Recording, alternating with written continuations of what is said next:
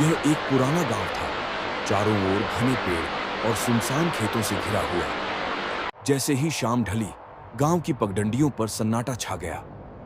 लोग कहते थे कि गांव की कच्ची सड़क पर एक भटकती आत्मा दिखाई देती है, जिसे केवल अंधेरी रातों में ही देखा जा सकता है। गांव के किनारे पर एक पुरानी हवेली खड़ी थी। बहुत समय पहले वहां एक अमीर जमींदार रहता था, लेकिन उसकी बेटी अचानक रहस्यमयी हालातों में मर गई।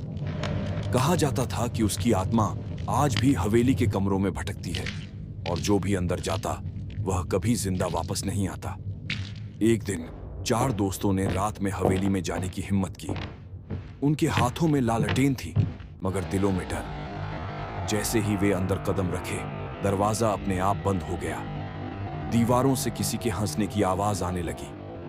अचानक एक कोने में उन्होंने सफेद कपड़ों में एक औरत को देखा, जिसके लंबे बाल उसके चेहरे पर लटक रहे थे। उसकी आंखें आग की तरह लाल जल रही थीं।